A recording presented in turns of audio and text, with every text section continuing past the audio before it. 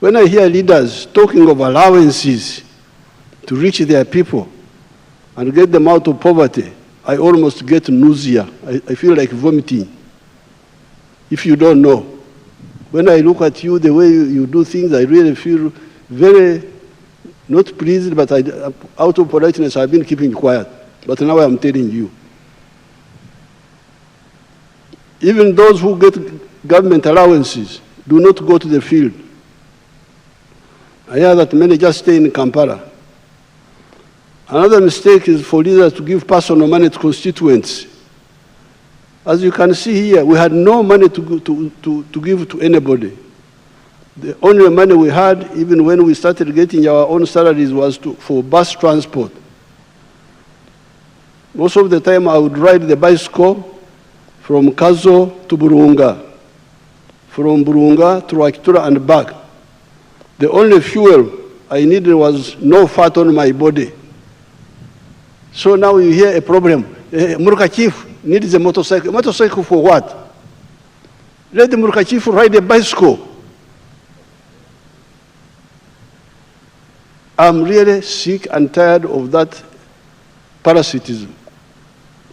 And that's why I told you that this is Ikisanja, no more sleep. Because I've been polite, talking, thinking that people will learn by example. No.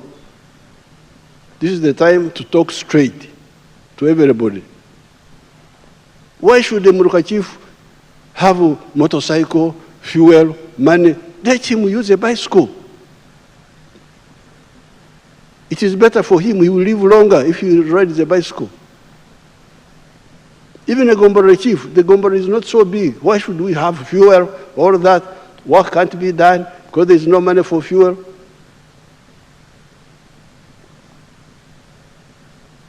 The only fuel I needed was no fat on my body.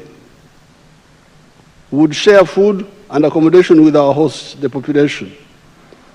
God has kept me here, and I'm now 82 years old, almost, not exactly, but almost.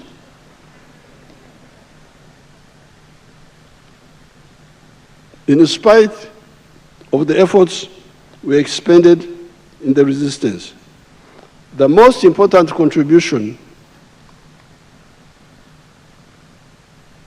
to the people of the Cattle Corridor was diagnosis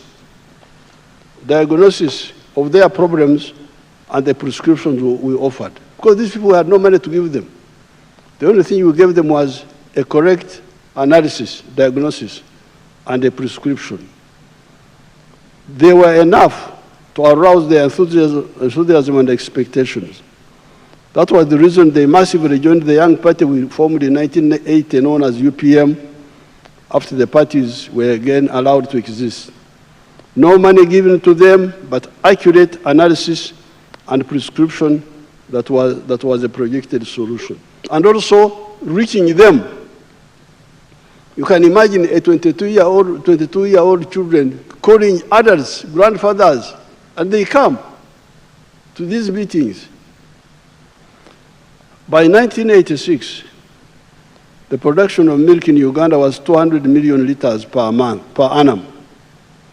It is now 5.4 billion liters, saving US dollars 1.56 billion of imports and earning US dollars 285 million in export earnings.